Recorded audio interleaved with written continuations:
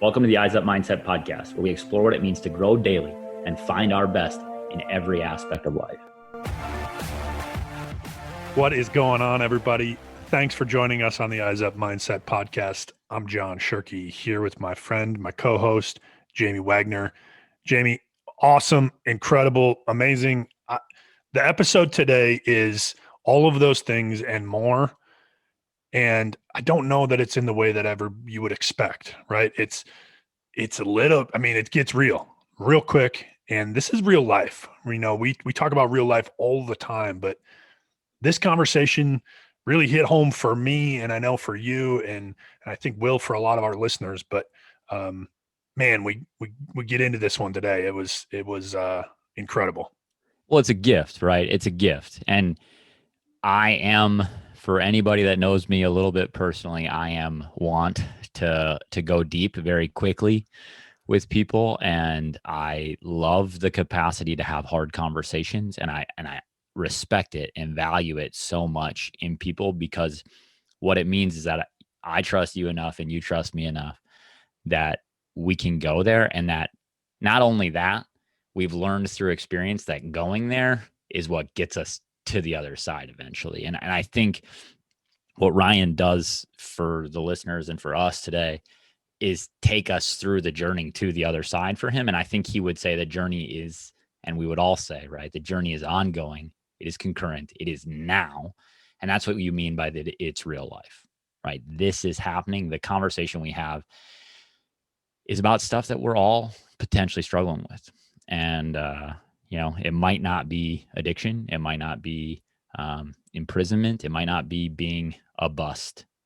All of the things that might have defined Ryan Leaf at some point in his career, but he has defined himself differently now. And the gift that he gives in service to others and sharing and helping, man, incredibly grateful he joined us to share that story and to challenge us with what is amazing stuff. And if you're out there listening and you don't know who Ryan Leaf is, just a short background, grew up in Montana, still the only kid from Montana to ever be drafted in the first round of the NFL, was the number 2 overall pick, was a Heisman finalist coming out of Washington State, drafted right behind Peyton Manning. And he goes into this a little bit, but by the media's standards is considered a huge bust. I love his perspective on that and how he's been able to reframe that and look, there's only 27,000 people that have ever signed NFL contracts. I'm one of them. That's not a bust. But anyway, and he's certainly had his ups and downs in substance abuse, and he did some jail time and certainly found out who his support system was through that process. And it's an incredible journey through this conversation, and I'm excited to share it with you. Yeah. And the other thing I would say is just get help if you need it, right? He talks about needing a support system, even if it's one person, like seek that out, because that's in some ways what this conversation is about. And we've had other guests talk about that, but I would encourage you and implore you, in whatever way you need to grow, seek other people farther along the path, because they will help you walk that way in a much better way. Ryan Leaf. Ryan, welcome to the podcast. It's certainly an honor and a pleasure to have you here today and to share your story and your wisdom with all of our listeners. It's always funny to hear like I have wisdom. It's just, it is what it is. I'm really grateful where I'm at, and I appreciate the opportunity. Anything I can do to help. So we were just talking before we hit record. You're a super busy guy right now, especially on Mondays, apparently, but you got a bunch of stuff going on. What are you up to these days? What are you working on? Those sorts of things.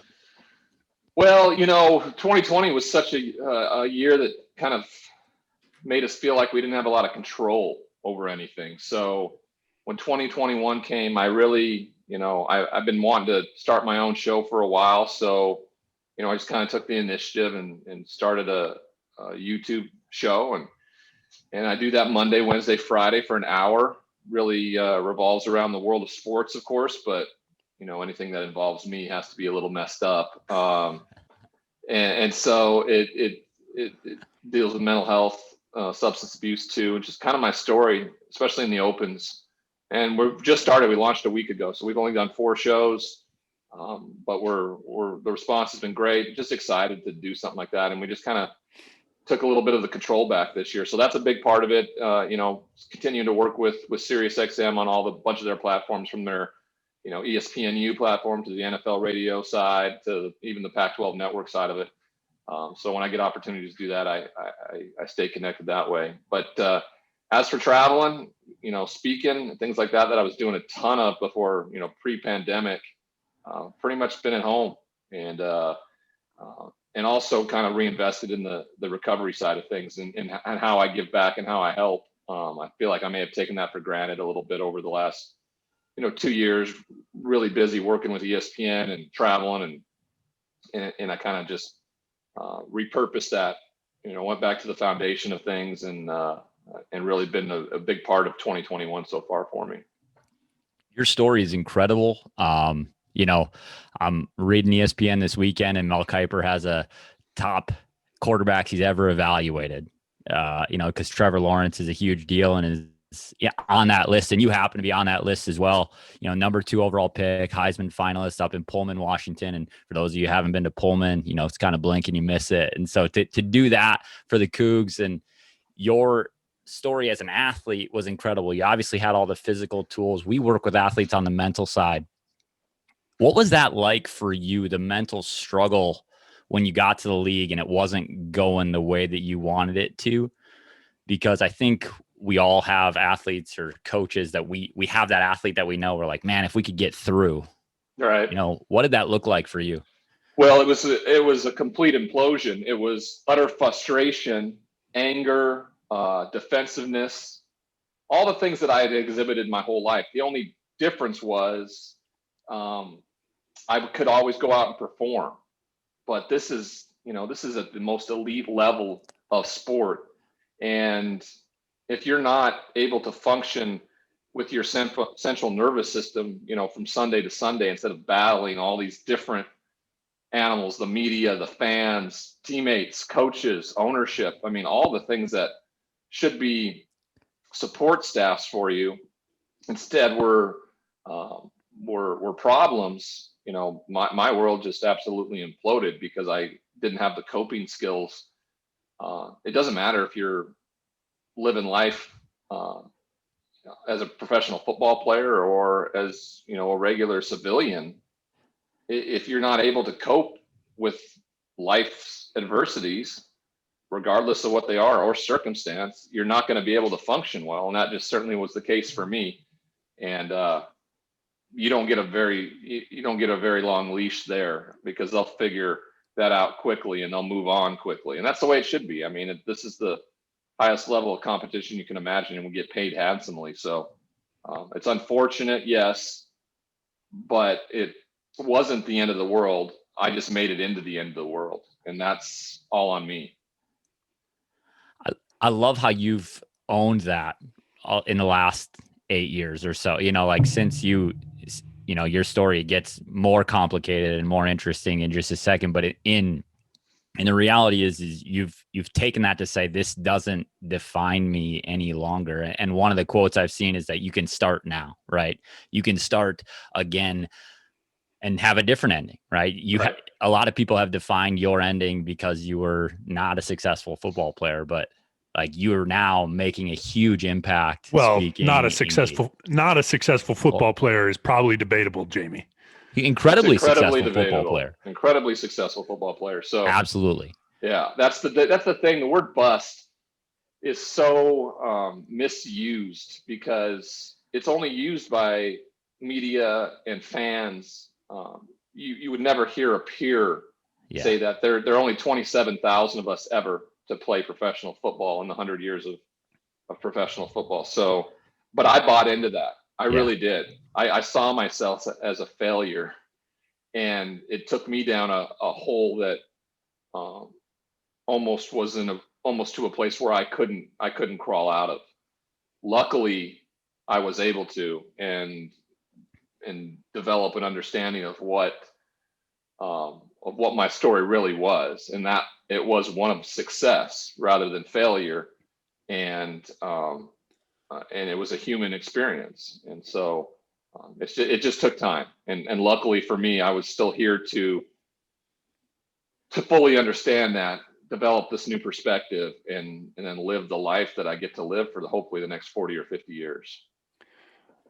What did it take for you to recognize that or learn that? I mean, I think by all accounts, people would say, and I think I've heard you say, I hit rock bottom.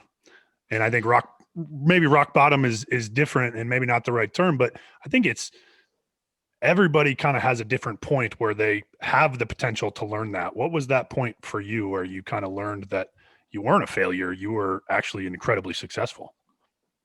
Well, I'm human still. I still fight with that all the time. Like, what if? But I don't know if I ever really hit rock bottom. Prison wasn't a deterrent. You'd think trying to take my own life would have been a rock bottom, but I think rock bottom would have ultimately been if you just didn't get back up. If you just stayed down. I think that's rock bottom.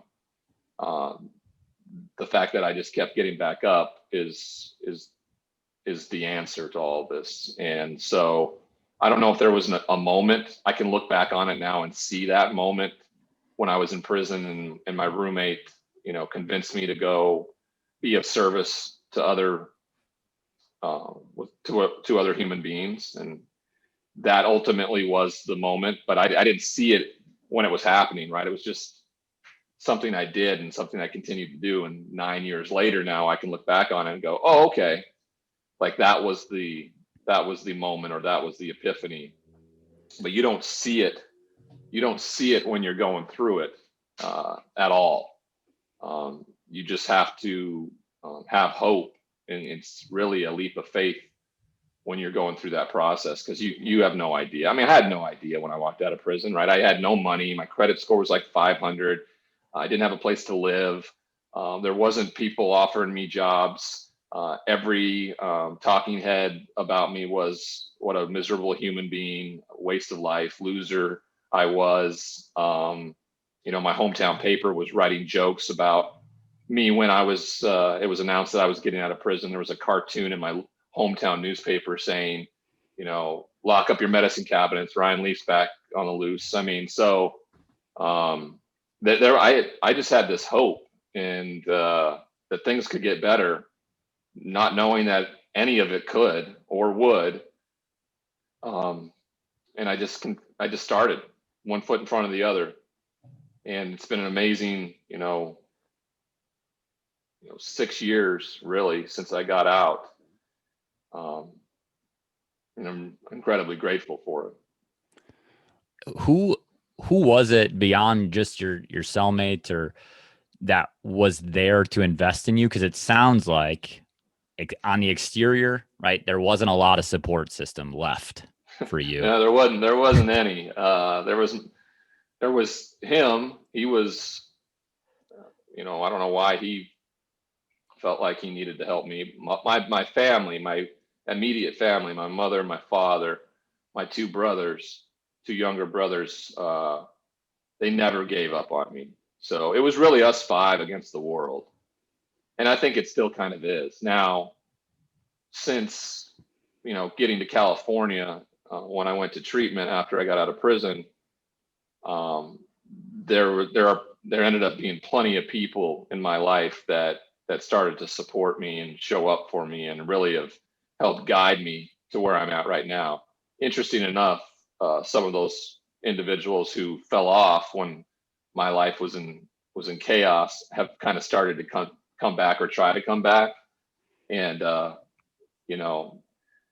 I don't resent them anymore, but I also don't have to let them be a part of my life either. I can just wish them well and hope they find the peace and, serenity I've found. That's the best medicine I've found for people who may have wronged me, or I felt wronged by them, or I resent them for some reason. That seems to be the best medicine for me going through this. So I heard you on some friends of ours, the Iron Horse podcast a few weeks ago with David and Brandon. And Right. you talked about a mantra that you kind of developed over time. And I think it was something, and correct me, fill in the blanks, but it's something like, what other people think of me is none of my business. It's perfect. Exactly the same.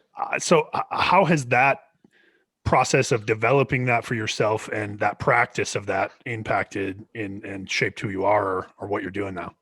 Well, it's muscle memory. It's something my therapist suggested to me as an affirmation, saying it every morning when I would wake up in the mirror, and it's had its effect. And I remember initially when I started saying it in the mirror, I didn't believe it because I cared greatly about what other people thought of me, and because I always felt judged and less than, and so I started doing it, and every morning, and like, I don't know how long it took, but I tell people when I recommend it to them, I said, try it for 365 days. Just try it. For your brain memorizes it. It starts to believe it. The muscle in your mind, which is the strongest one. And now when I wake up in the morning and I say it, I mean, it's just natural. I believe it. It comes off my tongue. I don't care what you think about me because it's certainly not of my business. None of my business. The people that I care about are my son, my employers. I care about what they think of me because it's my livelihood and it's my life. But outside noise does nothing for you. All it can do is build resentment and anger and fear and judgment. All those things I've been trying for so long to get rid of. So it works, and I recommend it to athletes all the time. In this day and age with social media and TMZ and all of these things, it's something I really work on with guys when I travel around the country and speak to teams. Has that helped you? I imagine it has, but to be transparent about your experience, because I think a lot of people could say this experience has shaped me and changed me, but I'm going to keep it close to the people that matter, and I think it would have. At first I thought it would have. I didn't think that I needed to share it, but men who are smarter than me, who mentor me and who I go to for advice, they use this line. And at first I didn't quite understand what it was. And it was, you can't keep it unless you give it away. And what they meant by keeping it is this peaceful, unchaotic life that you find. The only way for you to keep it is to give it away. And that means to share your story vulnerably and transparently, in the hopes of helping somebody else who still struggles. That's ultimately the reason why. And I've found it doesn't cost me a thing to be honest and transparent and vulnerable. It doesn't cost me a single thing at all. In fact, it builds me up. It really does. It really builds me up. It takes the power away of like the word bust or the idea of people thinking of me as a failed football player or anything like that, or as a failed person. I'm like everybody else. I'm a flawed human being, trying to be better every single day, just like everybody else. So it's helped a ton. So speaking of that, getting better every day, I mean, that's really what we are about at Eyes Up Mindset is how do we take steps intentionally every day to improve in some area, whether it's athletics or life. Other than the mantra, is there anything else, any other practices that you've kind of developed that are kind of daily practices that help you kind of look toward getting better every day? Yeah, prayer and meditation, being still. I feel like I vibrated for years. It just, it was the anxiety that existed in my life. So praying and meditation on a daily basis is huge. Start your morning with that, just to kind of build. Exercise has been huge for me. What I fuel my body with. Nutrition has been a big change for me. During this pandemic, I just made a conscious choice with my nutritionist to change. And last July, almost a year, I guess we're coming up on a year here soon, we just chose to go a different direction. We changed my meal plan. I have a 3-year-old, like I said, and I want to be around forever with him. I want to watch this kid grow up and do amazing things, and I want to be here. So I lost like 75 pounds during this pandemic. A lot of people went the other way, and all it's been is eating correctly and doing a little hiking here or there and playing a bunch of golf. That's a huge part of my mental state too, being outdoors during a time where people are telling you to stay isolated, stay inside, don't socialize. Golf is huge, right? You go out for 4 or 5 hours in nature, outdoors, where you're socially distant from people, but you still can be social with them for that amount of time. It's saved my mental state over the last, year of this pandemic. I can't help but laugh, but I mean, I think people who play golf, and Jamie and I both are pretty avid golfers. A lot of people hearing you say that golf saved your mental state. A lot of people go the other way and say golf drives me crazy, but I absolutely agree with you 100% that being outdoors, engaged in something that takes your mental capacity, your physical, all of those things combined is a huge thing during this time. So yeah, and I also do a lot of readings. I journal when I can. I make a gratitude list. I'm part of 12-step fellowships. I see a therapist. I see a co-parenting therapist with my kid's mom. All of these things that I think a lot would have aligned with what weakness was in the past for me, because I was a big, strong football player and I got this all figured out and taken care of. That shapes where I go moving forward, and I'm perfectly okay with that. We talk a lot with our athletes about the way that we think controls a lot of who we become, right? And the outcomes that we get in life. How does that stuff, or going back to doing the 12 steps or being in therapy, how does that stuff shape your thought process around failure or shame or these challenges that so many of us face day to day?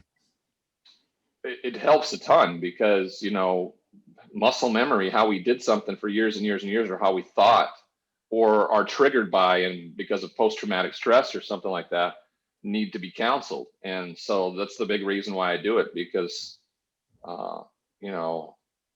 when I hear constructive criticism from loved ones, around raising my kid or being a good partner, all this stuff, I can take it very personally, because just for the longest time, it was just, I was berated by the media and by fans and by people, and it's all I heard was judgment.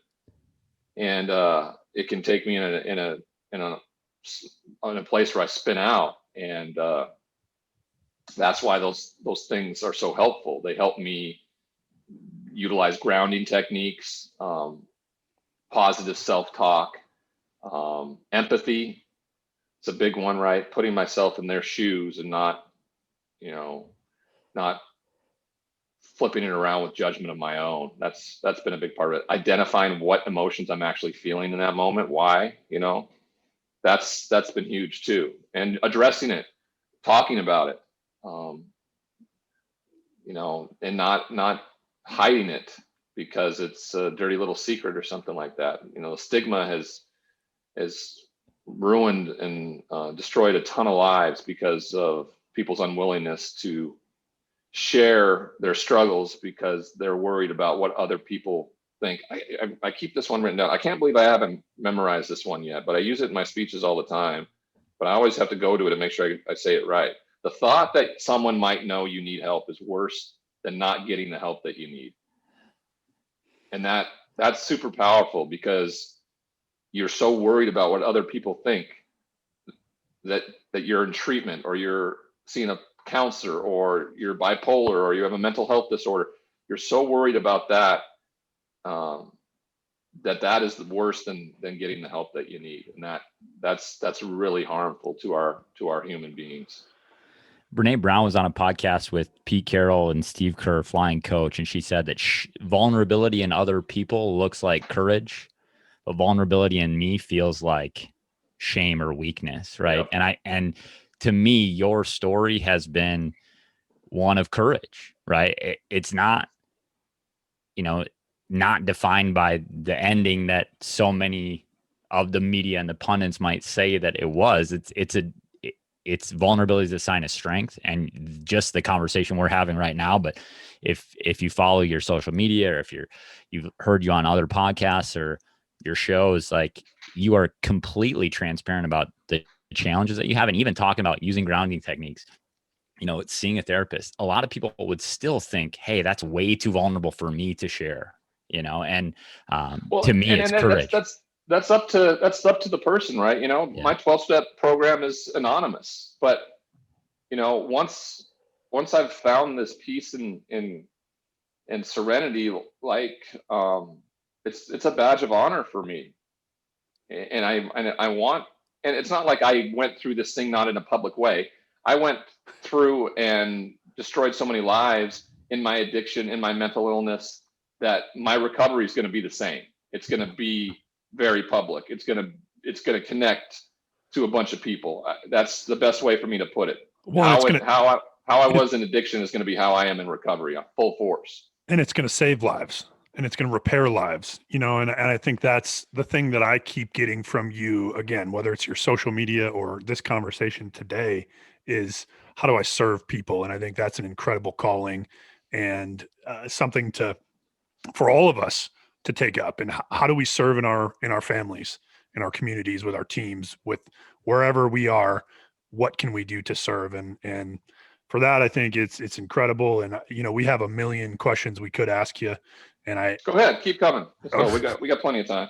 Go for it, Jamie. You're the question guy. So let's go into your substance abuse issue, because I have connections to it. I think many of us have connections to people that have dealt with substance abuse, and wrapping our head around it, when there's somebody we love or we care about, is like, how aware were you that there was a problem before you did anything about there being a problem? Like, and how do you encourage others to take, you said it earlier, like, just day after day, one foot in front of the other, how do you encourage people to go there? Because it's the hardest thing I've ever done. I could not go one day without trying to feel altered, because I was so fearful of actually sitting in these feelings of fear and less than and depression, all the things that existed. So it's the hardest thing I've ever done.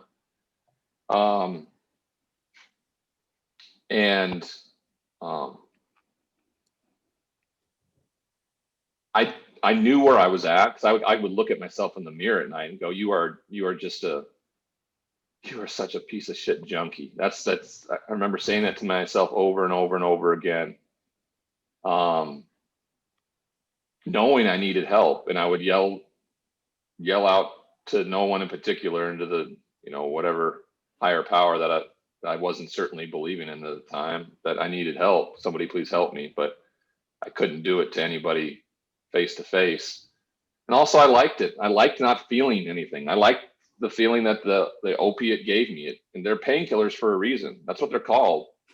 They kill your pain, and they were killing mine. It was just emotional pain that I was in, and it was doing its job. So why would I want to stop doing that? Unless you know anything else, you're going to go with what got you there. And luckily enough for me, I'm a horrible criminal, and was found out immediately. And because of my celebrity or notoriety or whatever, consequences were swift and public, and it probably saved my life.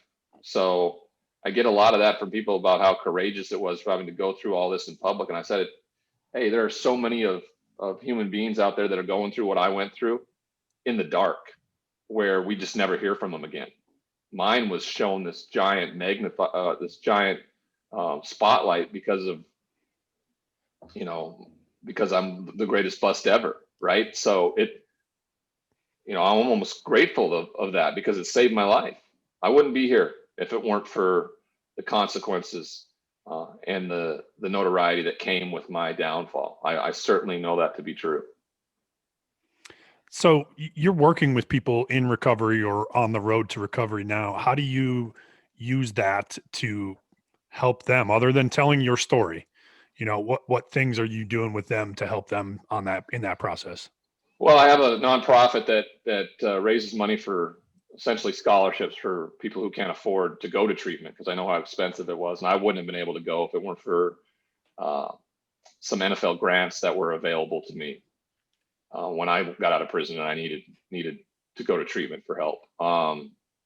So I start with that, and then I pretty much am a recovery advocate in any way, shape, or form. And I use a lot of tough love with it. Like, you know, usually when you come to me, you've been through this for a while and you have some semblance of what recovery could look like. And that means meetings and sponsors and rehab and all these things that exist. So I'm pretty tough on that end of things, right? I ask a simple question, you know, what are you willing to do to stay sober? You know, and before they even answer, my response is, if the answer isn't anything, then there really isn't anything I can do for you. This is a selfish program. You have to want it. People cannot want it more for you. I mean, if that were the case, I would have gotten sober years and years and years before, because my parents wanted me to, who loved me to get sober before that, right? So it's a terribly personal program that we work, and you have to be able to do it yourself. And when you do that, it provides the best version of yourself, so you then can be the things you need to be for the loved ones that have always wanted you to be living this kind of life. Is the first step admitting it? I mean, I know that's maybe sounds cliche, but is that the first step, or how do you go about that? I guess you got it, but I was, you know, there was plenty of times where I admitted, like, to myself, you know, that there's a problem. Ultimately, it's about surrender and radical acceptance, like surrendering that I am incapable of doing this and I need to accept help, whatever that help looks like. Because a lot of people will admit they have a problem, but then when somebody comes with a solution that is, you know, with a program or a way to do it, they'll be like, you know, I'm not going to do it that way. And my response always back to that is like, your way, my way doesn't work. Like, our way, our best thinking takes us to prison cells or, you know, passed out on somebody's lawn or in handcuffs, right? That's what our way does. So your way doesn't work. You have to go a different way. And there are a bunch of guys here that were exactly where you were, and they know the way out. So grab a hold and follow. And that's the best advice I can give. And it's exactly what I did. I mean, it's what I did. I went, you know, my sponsor's 33 years sober now, I think. And so, you know, I you know, put my nose firmly right on his back of his back and followed him around for months, you know, and still go to him for advice on life decisions, because, you know, I fuck him up. I just do. I make poor choices, and I need help with that. And by continuing to do that, I end up making the right choices. And I'm not going to fix what ain't broken right now. You talk about this radical acceptance. Like, how much of that starts from just complete humility, and where does that begin, right? Where does that process of humility begin to be able to get to that point? I mean, looking in the mirror, knowing, like, I remember when I finally had that kind of realization, I could look in the mirror and say, Ryan, especially when I was in prison, Ryan, you're here because of what you did, not anybody else. Like, I blamed everybody else. I blamed the NFL, the media, doctors, family, everybody, my hometown. I blamed everybody. And you cannot control what other people do. So once you're able to accept that you're here, you're exactly where you are right now because of what you've done, what you did, I think that was the shift, right? There's humility in that, where you're not blaming anybody else and you're not playing the victim anymore.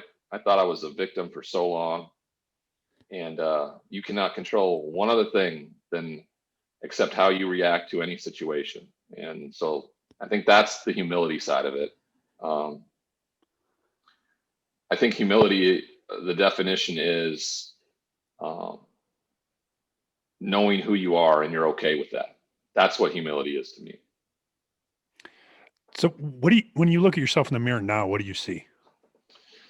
I see a flawed human being who, you know, continues to struggle, but has a roadmap and is going to follow it, and believes if I do what I did yesterday, today, I'll wake up and be able to go about it again tomorrow. That's really all it is. I don't see myself as a redemption story. I don't see myself as somebody with all the answers. I don't see myself as better than or more successful or anything like that. I don't view it as that. I have to fight tooth and nail, you know, because of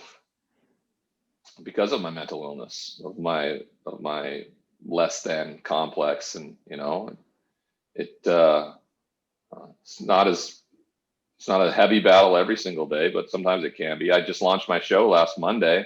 Should have been a great week. This weekend I was an absolute mess. I was just filled with fear this weekend for no apparent reason. Am I being a good enough father? Am I there for him enough? You know, this COVID and keeping me home and keeping me out of work and supporting my family and myself, is it, you know, am I doing enough? And I mean, there was just a ton of fear this weekend, you know, and I talked about it on my open of my show today. And that's the transparency and the vulnerability part, because, you know, we live in this Instagram world where everybody showcases what's going great in their lives. And my life should look like it's going pretty well right now, but I, for whatever reason, had that black curtain over me and I didn't want to get out of bed. And, you know, so this is how it goes. It's life. So where when that is going on, do you find confidence, or do you find the capacity to take the next step? Well, I speak out about it. I have a system of individuals. I talked to a friend of mine yesterday afternoon, and just kind of told her how I was feeling. And we have this kind of relationship where we're just completely honest with one another. And she wanted to know where, you know, if I could identify the emotions. We figured out it was just fear, irrational fear over really nothing, because of, you know, being locked up in your house for a year, you know, your kind of livelihood going away, you know, not as much time with your kid. Is that a negative effect? Am I being a good father? Am I not being active enough? You know, why am I just sitting around watching TV today rather than being outside on a hike or something? So, you know, it's negative self-talk. So, you know, we identified it, we talked about it. I felt 100% better when we got off the phone. You know, set up my day for Monday with how busy it was. Made sure I got a moment with my therapist today just to kind of talk it out and go, you know, why do you think I all of a sudden was overwhelmed with negativity? And so we addressed it. But I think that's life. And people are so afraid to admit that stuff because they're afraid that other people are going to look at them funny. Like, what's the guy supposed to have everything going on? Why is he, you know, I don't want to hear that shit. And so we keep quiet. Ryan, can you hit me with that quote one more time? The thought of somebody knowing that I need help is worse than actually getting the help I need. Is that what? Yeah. It's the thought that someone might know you need help is worse than not getting the help that you need. I think that's an incredible bow to wrap up this conversation. Is, you know, one, don't go it alone. There's people out there. And even if it's one person, right? You talked about a limited support group when you kind of were coming back up. And if it's one person, pour into them, lean into them, follow them, grab a hold and follow. Yeah. Sometimes it's just telling another person. My direct messages are open on all my social media networks. And you would not believe, in the last year since this pandemic started, I've probably received about 10,000 messages from people. And sometimes it's just a matter of, they needed to tell me that they were struggling with something, and they saw a clip or heard on a podcast that gave them some hope, and they're 5 days sober now, or they went and found a therapist.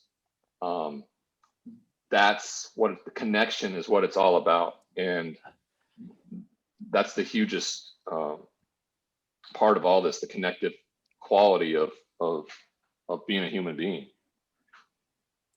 And that message rings true to us. And I'm incredibly grateful that you gave us your time today, and the words that you have has an impact. I know that being told that by your cellmate, in your Players Tribune article, that was the moment where you realized, hey, I have something to offer here. And we all do. And we all do. Yeah. Yeah. You just like, I thought what I could offer was what I did on Saturdays and Sundays. That's not it. And I thought that was all my worth was wrapped up in. Right. And it's not. I mean, every human has so much worth wrapped up inside them. I guarantee you, if we flip this around and I asked you questions about your life, or you told me your stories, I would be inspired, because you're here still. Every human's gone through adversity, and it would be motivational and inspirational. I know it for a fact, because I hear it all the time when I go to meetings and I hear people tell my story, but in their own words, and it's inspiring. So everybody has a light that they can give to others. So Ryan, you mentioned your social media, your direct messages. Where can people reach out to you if they are wanting to share that with you, or just want to follow your stuff and be inspired by kind of your journey? At Ryan D. Leaf, subscribe to the Ryan D. Leaf Show on YouTube.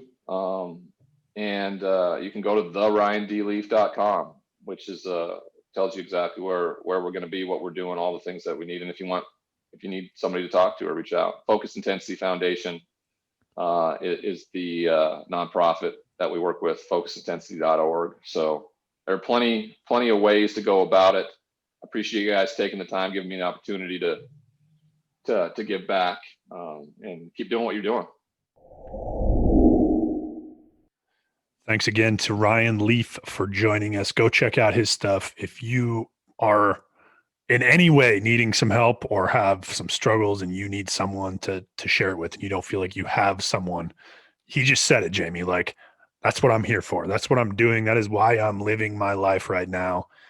What an incredible act of service. And, he kind of scoffed a little bit sometimes at our saying, hey, this is not a redemption story, right? He said, I'm not a redemption story. I'm a human being. And I applaud him for that. And I think ultimately was my biggest takeaway of this, is a couple of things that he said. One, we all have worth. Everybody has worth. And the reality is he's heard other people tell his story in their own words in those meetings, right? And led him to this point where it's like, hey, we're all flawed, trying to get better every day. Hopefully we're trying to get better every day, right? But the first part of that is we're all flawed. Now you have a choice. Do you choose to try to get better every day and one foot in front of the other, or you go the other way? And ultimately it's up to you. I heard two things beyond that. Obviously that message that you just spoke is incredibly powerful. And I told him when we finished, like, I had goosebumps through a lot of what he was talking about, because it rang true from my experience. And beyond that, I just know it matters to so many people, the work that he's doing. But the two other things I heard there are that those consequences saved me, right? That consequence saved me. And we oftentimes want to focus on a negative consequence being only a negative, but in retrospect, in hindsight, we can learn so much more from the consequence than if we never stop to reflect on it. And I just think that's powerful. Well, and I'm going to, a few episodes ago, we kind of had a thing where we talked about changing one word, right? Yeah. I'm going to give you a suggestion here. What if you change consequence to result? Yeah. Right. The result of this situation, it takes away some of the negativity, right? Yeah. Yes, it might not be something that you want. It might hurt a little bit or be uncomfortable, as far as this is the result of my choice, right? I've heard him on other podcasts talk about just the lack of accountability, and what is the best thing you can do for your kids, your teams, your athletes? Hold them accountable.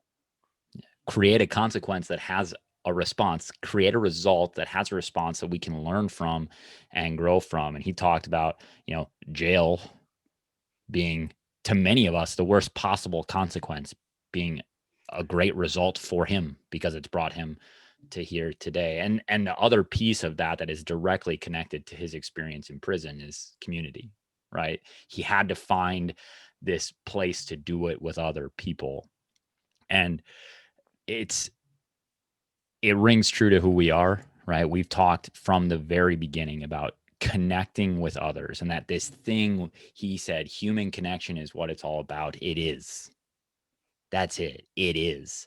And if you aren't finding that, reach out to us, reach out to him, connect with other people so that you have a place to go.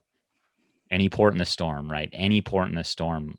Let us be that. Let him be that. Go find somebody you trust, because connection is what's going to bring us through the struggle. And as always, live eyes up.